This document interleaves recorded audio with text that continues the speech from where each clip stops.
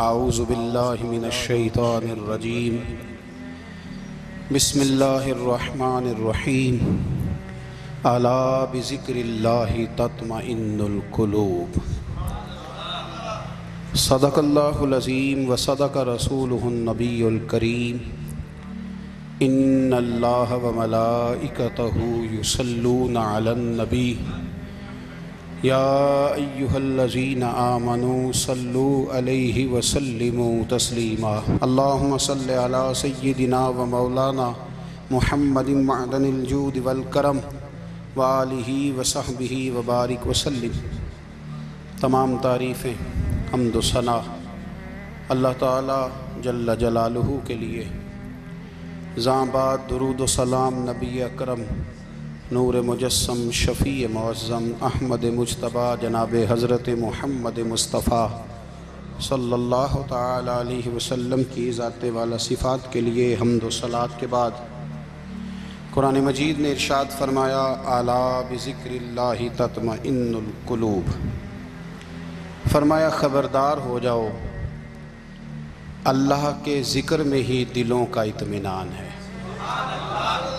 اللہ کے ذکر میں دلوں کا چین ہے۔ لوگ بہت سارا مال، بہت ساری دولت، بہت ساری عقل اور بہت سارا شعور ہونے کے باوجود بے سکون ہیں۔ جس چیز نے زمانے کو تکلیف میں مبتلا کر دیا ہے اور جو چیز ڈھونڈنے سے نہیں ملتی وہ اطمینان ہے، وہ قرار ہے۔ لوگ بھیک مانگتے ہیں، منت کرتے ہیں، دہائی دیتے ہیں کہ کہیں سے سکون کی دولت مل جائے، لیکن وہ میسر نہیں آ رہی۔ بڑے بڑے لوگ ہیں اور میں عرض کر چکا ہوں کہ مالدار بھی ہیں اور عقل مند بھی ہیں، باشعور ہیں، پڑھے لکھے ہیں، پر قلبی سکون، راحت، اطمینان، چین انہیں میسر نہیں آ رہا۔ راتیں جاگ کر گزر جاتی ہیں، دن آزمائش میں بیت جاتا ہے۔ وہ کبھی اس کے لیے ٹھنڈے علاقوں کا سفر کرتے ہیں، کبھی دوستوں کی مجلسوں میں جا کر کے بیٹھتے ہیں، کبھی گھر سے دور اکیلے میں تنہائی میں وقت گزارنے کی کوشش کرتے ہیں، لیکن دولت سکون ناپید ہوتی ہے، میسر نہیں آتی۔ عرش کا رب فرماتا ہے کیوں تو بھٹکتا پھرتا ہے، کیوں دائیں بائیں جاتا ہے؟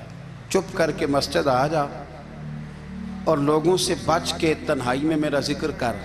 اللہ ملے گا کیا؟ فرمایا اعلیٰ بذکر اللہ تطمئن القلوب، میں تیرے بے چین دل کو چین عطا کر دوں گا۔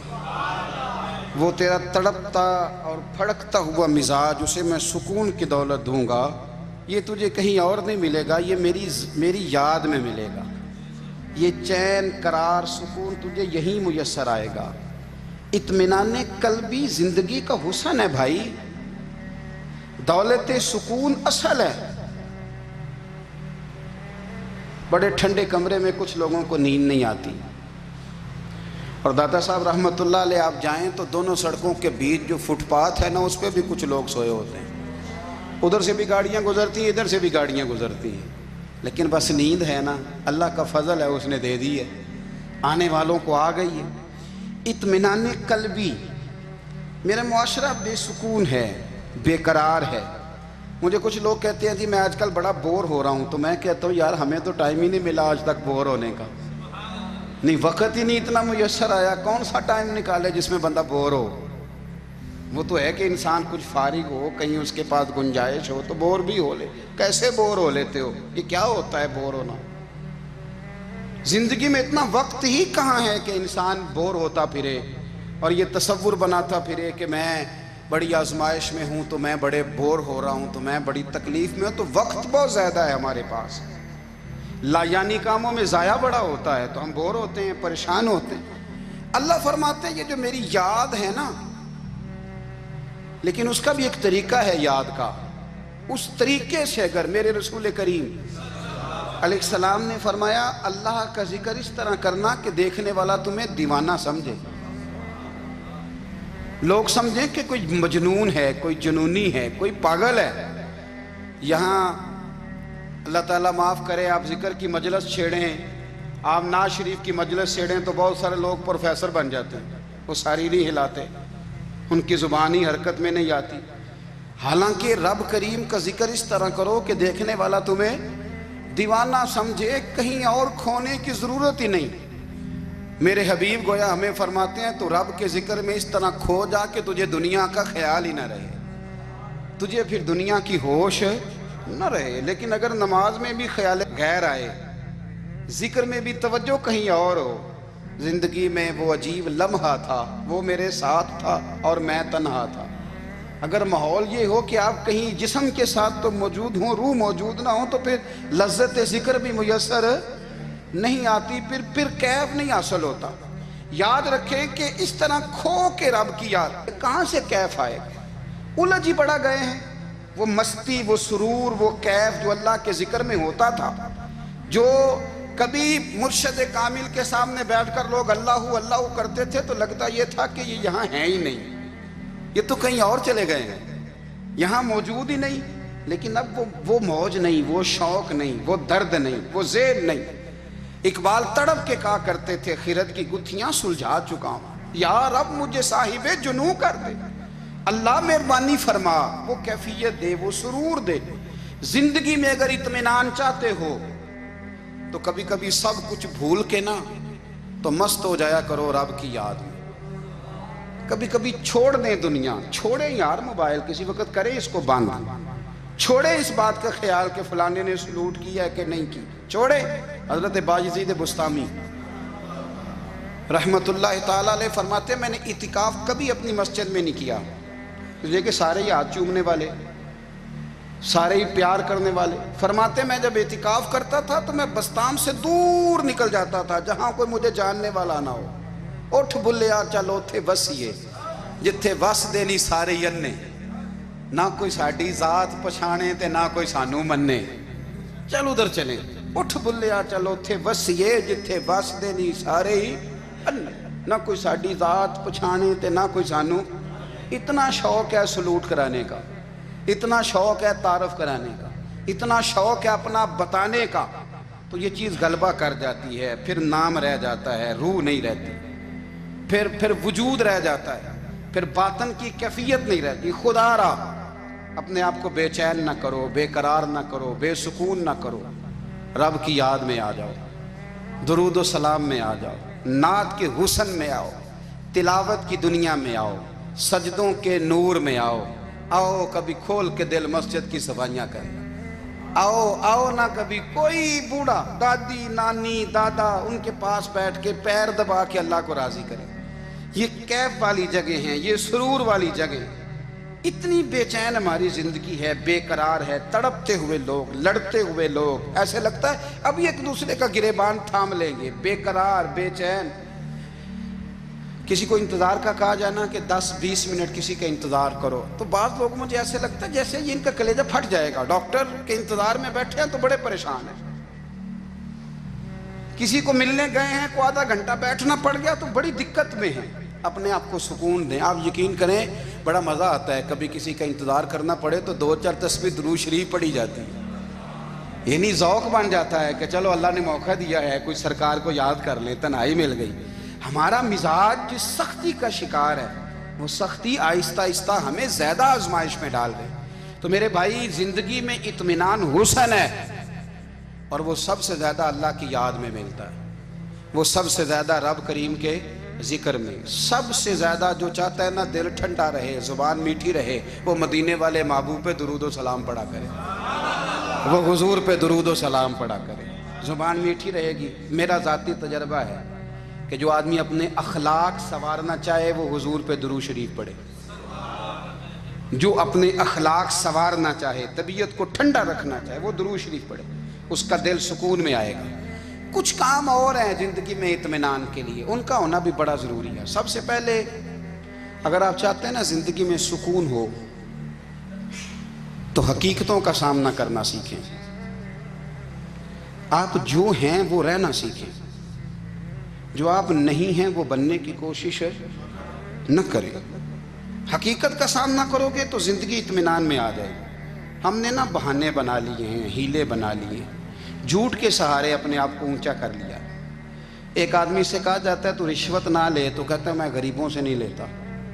تو میرا سوال یہ ہے کہ امیروں کا حساب لینے کی اللہ نے تیری ڈیوٹی لگائی ہے، تیرے ذمہ لگایا ہے کہ تو امیروں کا حساب کر، تمہیں کیا ضرورت پڑی؟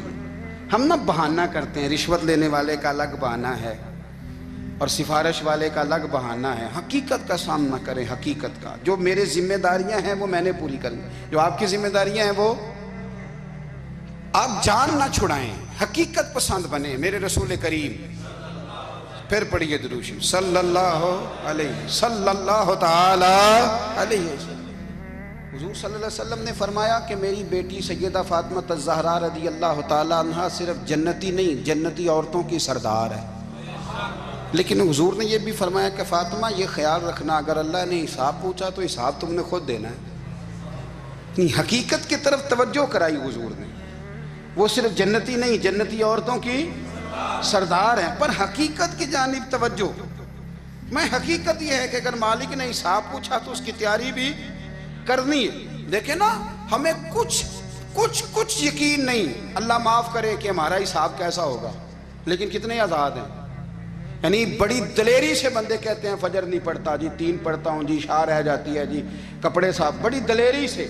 اور سیدہ فاطمہ الزہرا نے ساری رات مصلی آباد رکھا ہے، حالانکہ انہیں یقین تھا کہ رب مجھے بغیر حساب کتاب جنت دے گا۔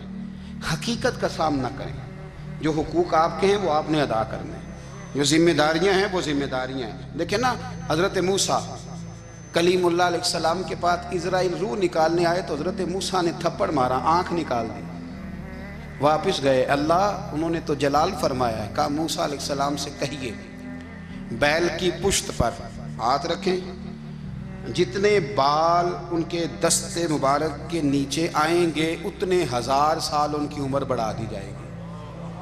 یعنی میرے کان میں کوئی بتا دے کہ جناب 60 سال بڑھ گئی، کیا آپ کے کان میں کوئی کہہ دے تو خوشی ہوتی ہے کہ نہیں؟ لیکن یہ حقیقت پسندی نہیں، اس لیے کہ 60 بھی گزر جائیں گے، 70 بھی، یہ حقیقت نہیں۔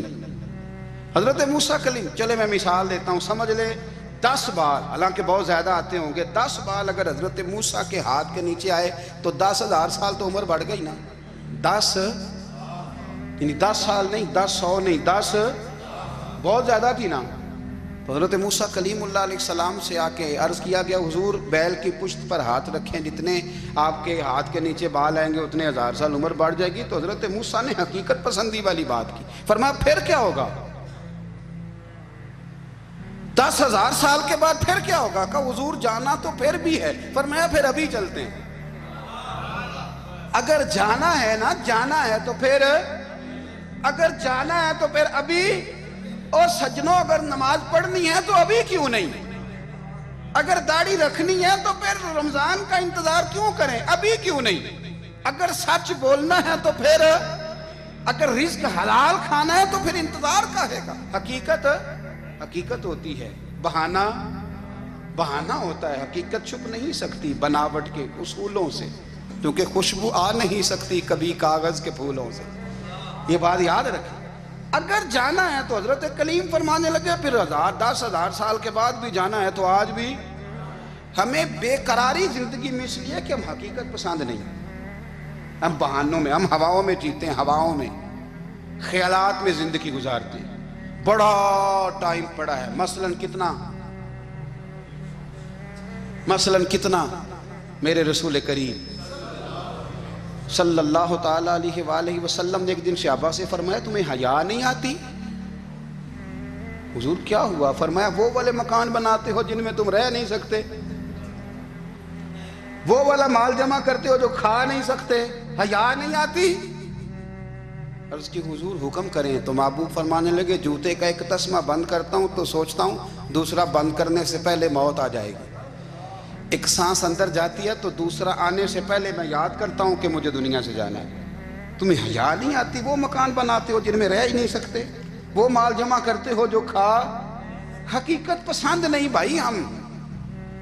بہت سارے لوگ ہیں بڑی باتیں سناتے ہیں، بڑی میں کہتا ہوں اصل میں نا زیادہ باتیں سنا کے نا بیچارہ اپنے آپ کو مطمئن کرنا چاہتا ہے، اصل بات یہ ہے کہ اندر سے نا ہلا ہوا ہے، کچھ بھی نہیں، بڑا زیادہ ہنستا ہے اور مجھے لگتا ہے کہ کوئی گہرا زخم چھپا رہا ہے۔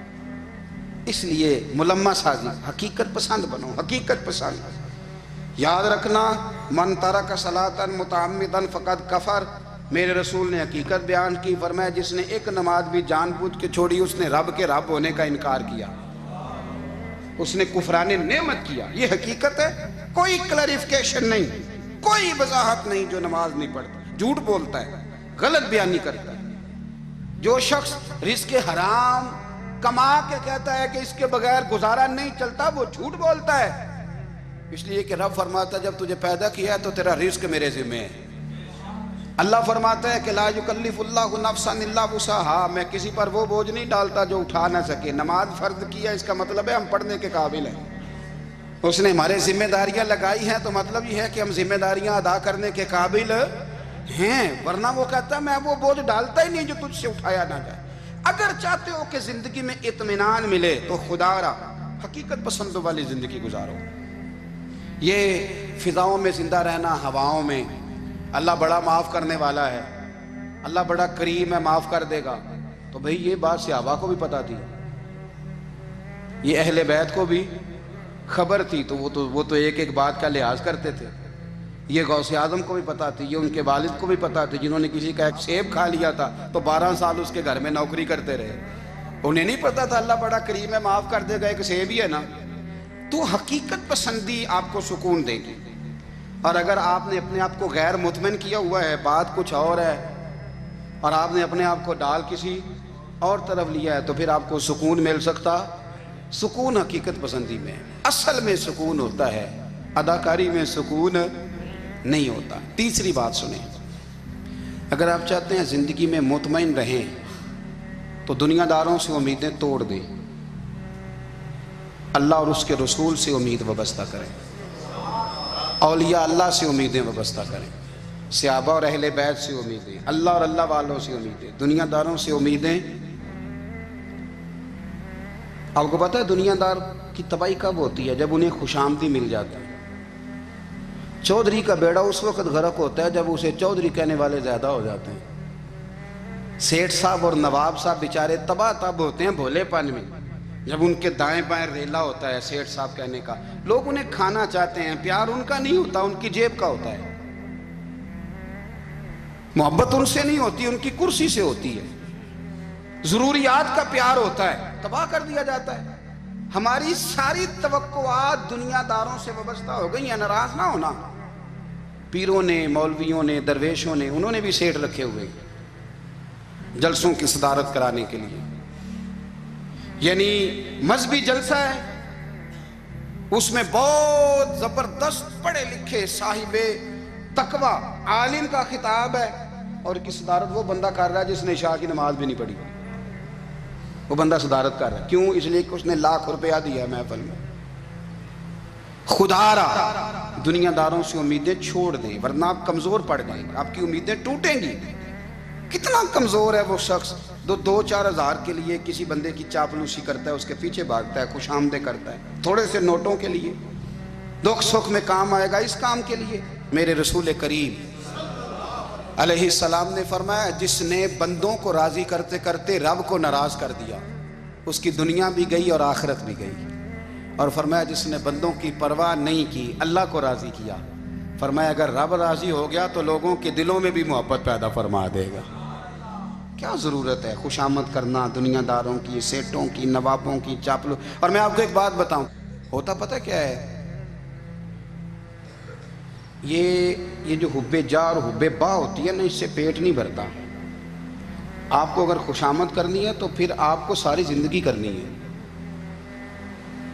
پھر ان کو بھی پتہ ہوتا ہے کہ تعلق کس بنیاد پر ہے، اس میں کبھی بھی خلوص پیدا نہیں ہوتا۔ آپ بے چین رہتے ہیں، بے قرار رہتے ہیں، آپ کو تکلیف رہتی ہے ہمیشہ۔ کبھی بھی دنیا داروں سے امیدیں وابستہ نہ کریں۔ ایک بات سنیں بڑی شاندار، امام غزالی نے لکھی ہے۔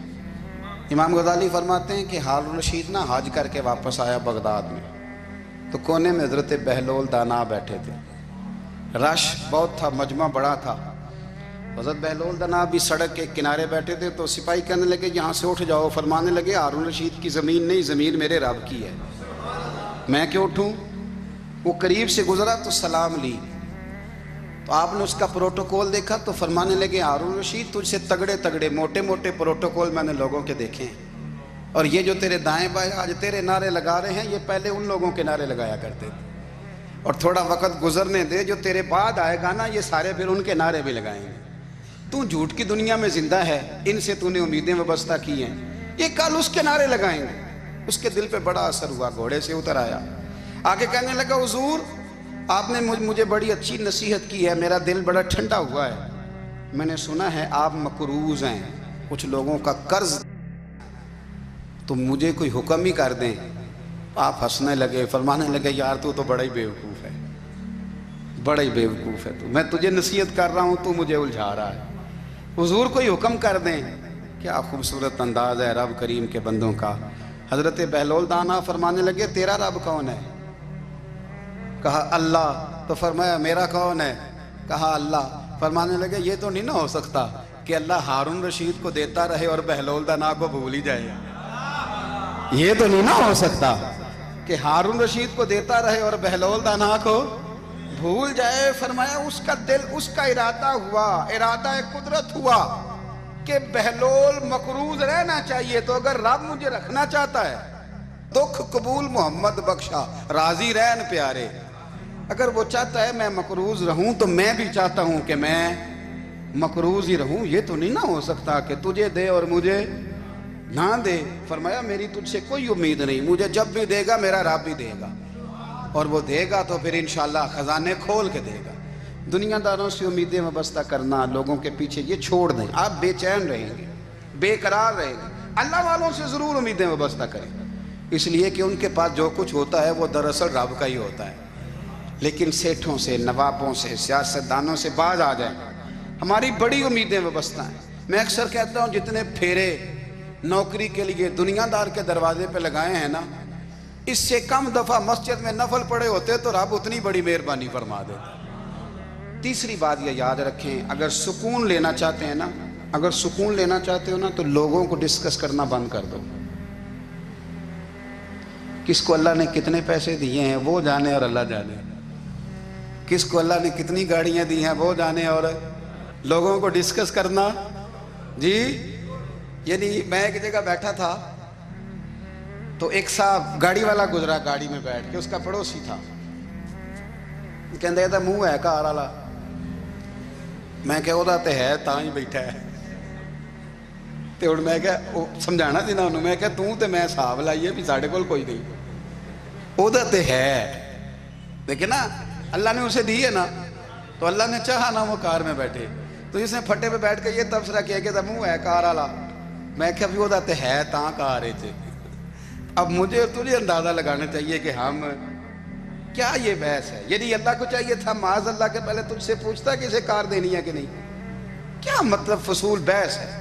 وہ چیز ہمیں اتنا تنگ کرتی ہے، اتنی تکلیف دیتی ہے کہ آپ یقین کریں سارا دن اسی کو ڈسکس کرتے ہیں، سارا دن اس کے پاس گاڑی ہے، اس کے پاس کار ہے، فلانے کا پیسہ 1 نمبر ہے، فلانے کا 2 نمبر ہے، فلانے کا 6 نمبر ہے۔ اصل بات کے اندر حسد ہے، اس کو نکالو۔ ایک بات کہنے لگا ہوں، اسے یاد رکھنا، میرے اعلیٰ حضرت رحمۃ اللہ علیہ فرمایا کرتے، حسد کرنے والا بندوں پر اعتراض نہیں کرتا، اللہ پر اعتراض کرتا ہے۔ وہ کہتا ہے اللہ اسے کیوں دیا ہے، اتنا کیوں دیا ہے، معاذ اللہ وہ اللہ کی تقسیم پر اعتراض کرتا ہے۔ حسد کرتے ہو بے چین رہو گے، حسد آپ کے دل کو تڑپا کے رکھ دے گا، چھوڑے۔ اللہ بڑا کریم ہے، جس کو جہاں چاہتا ہے وہاں بٹھا دیتا ہے۔ آپ قطعاً اس بحث میں نہ پڑیں کہ اللہ نے کس کو کتنا دیا ہے، کب دیا ہے، کیوں دیا ہے، وہ بڑا بے نیاز ہے۔ حسد آپ کو تباہ کرے گا۔ دنیا میں پہلا گناہ جو ہوا تھا وہ حسد تھا۔ ابلیس نے حضرت آدم سے حسد کیا، کہنے لگا میں بہتر ہوں، سرداری اس کو مل رہی ہے، یہ تو اللہ کو پتہ ہے نا کس کو دینی ہے۔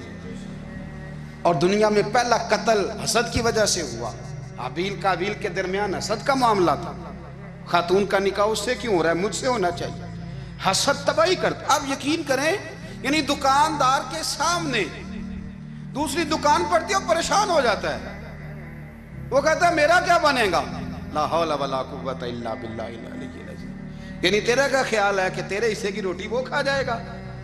اتنا چھوٹا دل، یعنی تیرا موقف یہ ہے کہ تیرے حصے کا نصیب اس تک چلا جائے گا، یہ تیری خواہش ہے؟ ایک دوسرے کی کمزوریاں بیان کرنا، اس کا تو مال ہی ناقص ہے جی، اس کے تو پاس ہی کچھ نہیں، یہ تو کمزور لوگوں کا طریقہ ہے۔ میرے رسول کریم علیہ السلام گزر رہے تھے، پت جھڑ کا موسم تھا، خزاں کا موسم تھا، درختوں کے پتے جھڑ رہے تھے، صحابہ کو ساتھ لے کے حضور گزرے اور ایک درخت کی ٹہنی کو پکڑ کے حضور نے ہلایا۔ صحابہ فرماتے ہیں کہ چھم چھم اس کے پتے گرے، زمین پر ڈھیر لگ گیا۔ حضور نے فرمایا دیکھا تم نے کیا ہوا؟ حضور ہاں۔ فرمایا کتنی تیزی سے پتے جھڑے ہیں، صرف تنا رہ گیا ہے اور خالی ٹہنیاں رہ گئی ہیں، کوئی حسن بچا ہے؟ حضور نہیں۔ تو نبی کریم فرمانے لگے جو حسد کرتا ہے نا، اس کی نیکیاں بھی اسی طرح جھڑ جاتی ہیں، اسی طرح۔ اور ایک جگہ حضور فرمانے لگے جس طرح راکھ لکڑی کو آگ کھا جاتی ہے، جس طرح لکڑی کو آگ، جب آگ کھا جائے تو پھر لکڑی کو لکڑی نہیں کہا جاتا، راکھ کہا جاتا ہے، کوئلہ کہا جاتا ہے، اس کی اصل باقی یعنی اسے کھائی جاتی ہے۔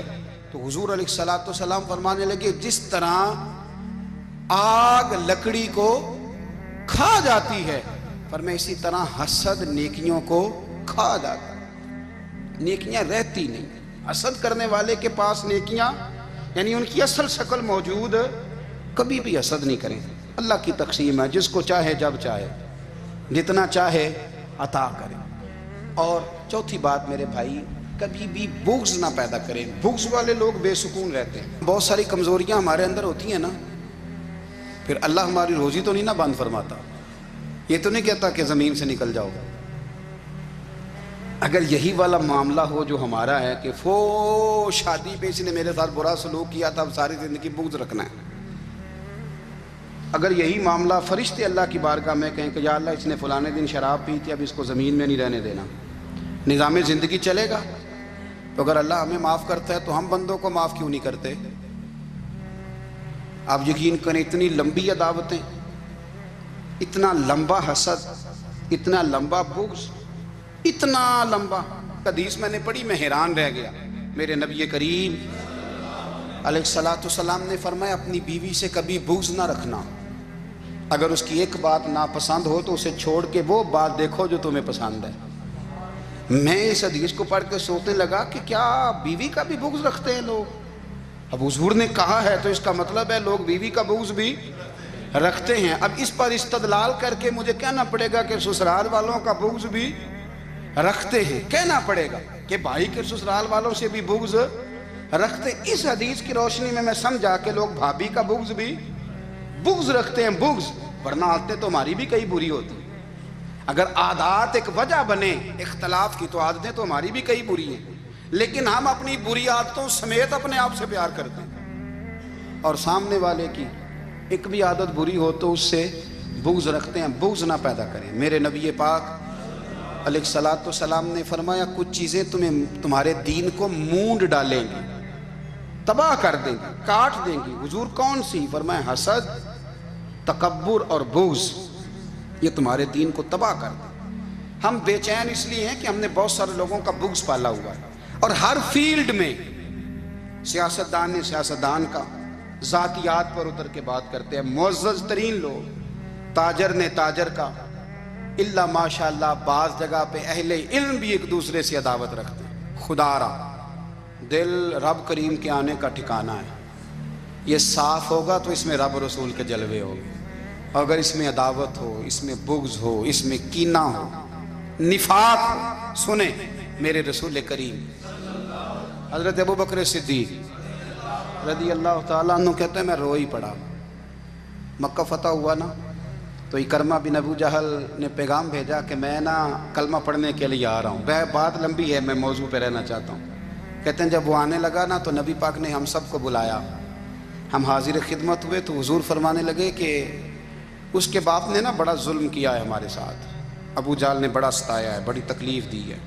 آپ مجھے بتلائیں کہ وہ ایک دفعہ کسی شادی پہ بحث ہوتی ہے بیوی کے بھائی کے ساتھ، پھر ساری زندگی اس بیچارے کو معافی وہ 10 دفعہ گھر آتا ہے معافی مانگنے پر سوال ہی نہیں پیدا ہوتا میں ہو مجھے ہی کہہ دیا، یعنی پھر مجھے ہی کہہ دیا آپ نے اور میری شان میں بے ادبی اور پھر میں معاف کر دوں؟ توبہ توبہ توبہ، یہ کیسے ہو سکتا ہے؟ میری ناک نیچی ہو جائے گی اور آپ نے مجھے کہہ دیا، سوال ہی نہیں پیدا ہوتا۔ اور یہ رونا میں اکثر ہوتا ہوں کہ شادی والے دن داماد صاحب کا زیادہ دماغ خراب ہوتا ہے۔ جب چھوٹی سالی کی شادی ہوتی ہے نا، اس دن اس کو بخار چڑھتا ہے، کوئی اس کو کان میں کہتا ہے تیری عزت نہیں کر دے، اس دن اس کا دماغ خراب ہو جاتا ہے، بچے اٹھا کے نکل آتا ہے، وہ بیچارہ سسر منتیں کر رہا ہوتا ہے کہ تیری مہربانی آ جا، یہ عزت کرا رہا ہے۔ تو میں نے کہا احتجاج کر کے جو عزت کرائی جاتی ہے وہ عزت نہیں ہوتی۔ ہاں یہاں مانگ کے عزت لیتے ہیں لوگ، یا احتجاج کی کوئی عزت ہے؟ آپ کے اندر کمالات اتنے ہوں کہ آپ کی عزت کرنے کو دل چاہے، یعنی مزہ آئے، یعنی لطف آئے، یعنی آپ دور بیٹھے ہوں تو کسی کا دل کرے آپ کو اسٹیج پہ بلانے کے لیے۔ یہ کیا بات ہوئی کہ چھائے جانا اور بھاگ کے آگے جانا؟ ان سے نکلیں۔ اکرمہ بن ابو جہل کلمہ پڑھنے کے ارادے سے آ رہے ہیں، حضور علیہ السلام نے صحابہ کو بلایا۔ کتنی زیادہ دعوت رکھی جا سکتی تھی معاذ اللہ؟ کب سے وہ چلا تھا ظلم کرنے، اور اس کے بعد اس کا بیٹا شروع ہو گیا۔ کتنی باتیں تھیں جو ناقابل معافی تھیں، پر کریم رسول نے ہمیں بتلایا ہے کہ سکون والی زندگی کہتے کس کو ہے۔ جب سب لوگ جمع ہو گئے تو حضور نے فرمایا بھئی وہ کلمہ پڑھنے آ رہا ہے، اس کے باپ نے ظلم بڑے کیے ہیں، پر میری نصیحت ہی ہے کہ اس کے سامنے اس کے باپ کو کوئی برا نہ کہے، خبردار کوئی اس کے سامنے کوئی بات نہ کرے۔ اب وہ کلمہ پڑھنے آ رہا ہے، مطیع ہو کے آ رہا ہے، بان کے آ رہا ہے۔ کہتے ہیں اللہ کے رسول نے نا کافی دیر تک خطبہ دیا، بریفنگ دی، بات سمجھائی۔ جناب صدیق اکبر کہتے ہیں میں رو پڑا۔ ایک صحابی مجھے کہنے لگے تمہیں کیا ہوا؟ تو میں نے کہا میں مصطفیٰ کی رحمت پہ رو رہا ہوں۔ دیکھو کن کے لیے حضور گراؤنڈ بنا رہے ہیں، اے دیکھو کن کے لیے حضور تیاری کر رہے ہیں، جنہوں نے ساری زندگی دشمنی کی۔ خدا را یہ اندر سے عداوتیں نکال پھینکو۔ او بھائی اتنا تو لمبا ٹائم ہی کوئی نہیں، اتنا تو وقت ہی کوئی نہیں، اس کو صاف رکھو۔ بندہ کوئی کر بھی گیا تو کوئی حرج نہیں، چنگی مندی سجنا کھولو 100 واری ہو جاندی، یار یاراں دا گلہ نہیں کر دے۔ اصل پریت یار یاراں دا جڑا گلہ کردا جے یار نہیں جی ہوندا۔ ہاں پکی بات، پکی پیڑی۔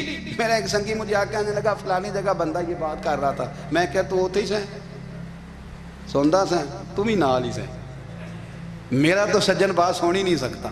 چنگی مندی سجنا کولوں 100 واری ہو جاندی، یار یاراں دا گلہ نہیں کر دے، اصل پریت جنہ دی۔ ہاں جو بندے پھر ہوتے اس طرح کے، ان کے لیے بھی میاں صاحب نے کہا ہے، ان کے لیے بھی میاں صاحب نے کہا ہے، ان کے لیے بھی آپ نے بات ارشاد فرمائی ہے۔ آپ نے فرمایا چنگا ہویا لڑ نیڑیوں چھٹا، کتے عمر نہیں لنگی ساری، بے قدراں دی یاری کولوں توبہ لکھ لکھ باری۔